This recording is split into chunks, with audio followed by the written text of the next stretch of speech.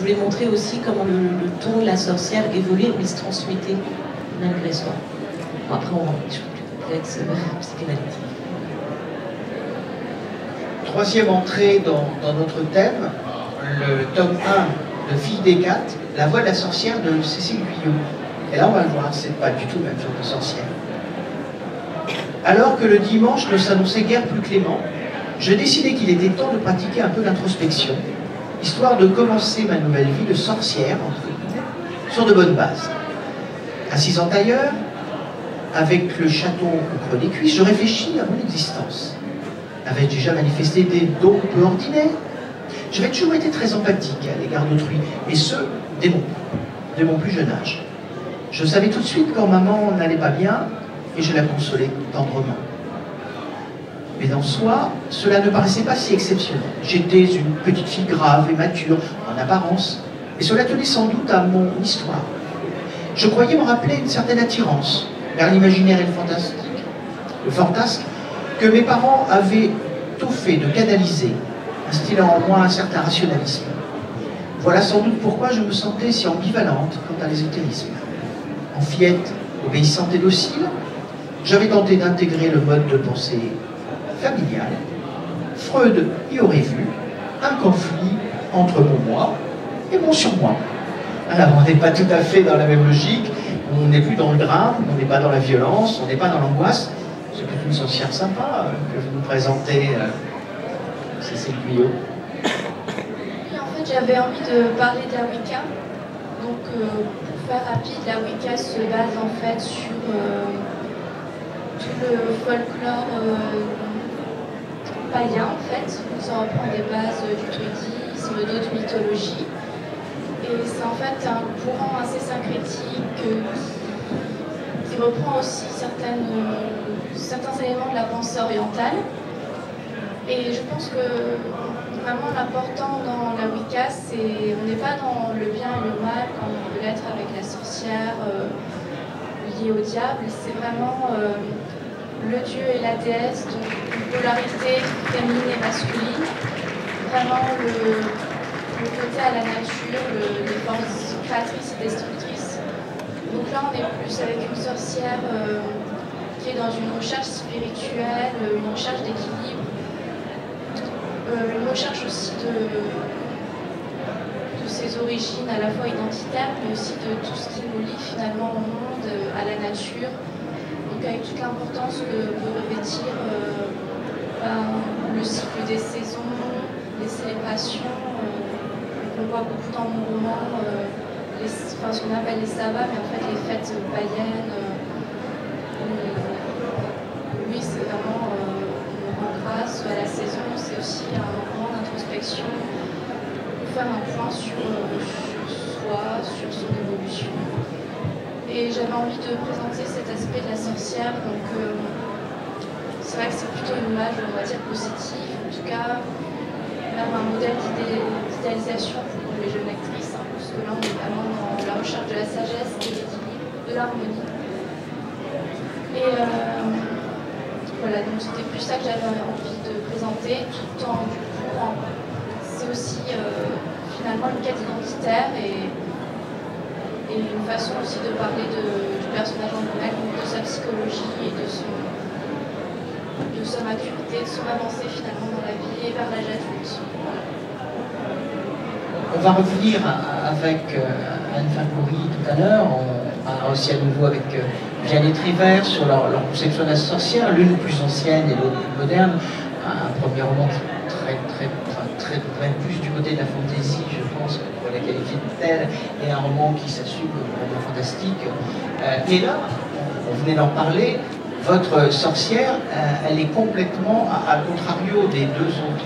C'est-à-dire qu'elle n'est ni une mauvaise sorcière préparant, se garantissant par le pouvoir, se protégeant, mauvaise, on verra après, et ce n'est pas non plus une victime, comme elle peut l'être par exemple dans le roman de Vianney Trivert, menacée par l'Inquisition et la répression, mais on a affaire là à une sorcière positive, une sorcière qui, au-delà du mythe christique chrétien et religieux que nous connaissons en Occident, retourne aux sources du paganisme.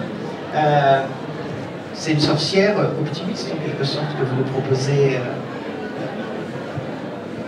Oui, sans doute, mais je pense que toute personne est à la recherche d'un équilibre, d'une sorte de réussite dans sa vie. Donc, pour moi, c'était assez logique de présenter cet aspect-là.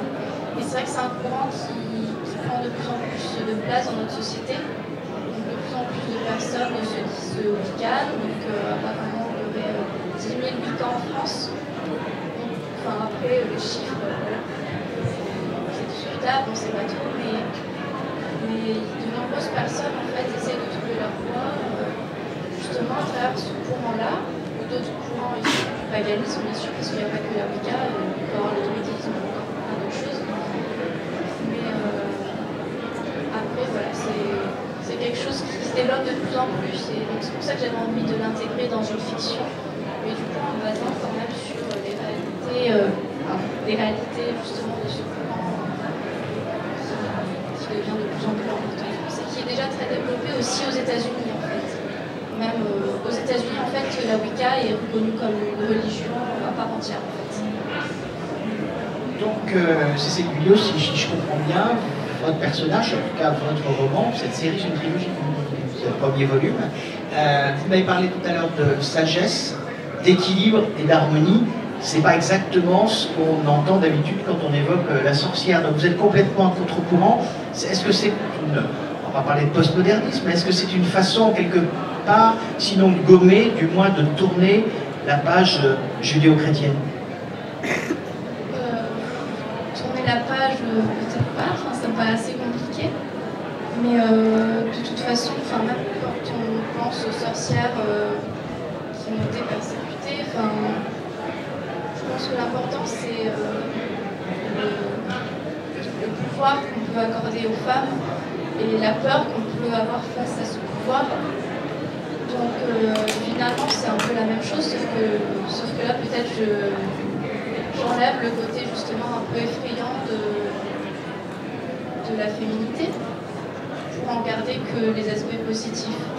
C'est une supposition, mais je pense que en tout cas il y a toujours cette histoire de pouvoir féminin qui se retrouve, que ce soit au Moyen-Âge, plus tard, et de nos jours aussi. Viviane Etrivert, la chasse aux sorcières qu'on trouve dans votre roman, est-ce que justement c'est cette peur de la féminité qui s'exprime au Moyen-Âge et dans la répression que mène l'Église catholique romaine et apostolique? Alors ça c'est tout à fait manifeste. 4 femmes pour un homme, et je ne parle pas des animaux et des enfants qui ont été brûlés et torturés. Donc en fait, visiblement, les religions du livre ont un problème avec les femmes. Et il faut quand même savoir que la religion catholique, à cet égard, reconnaît plus la place de la femme que les religions protestantes. Il faut savoir aussi que les protestants ont autant massacré de sorcières et de sorciers que les catholiques, et même qu'ils ont été plus durs pour les femmes en ne lui offrant pas d'archétype féminin assez fort. On a quand même la Vierge Marie chez les catholiques qui permet aux femmes d'avoir une image, elle n'est pas assez forte.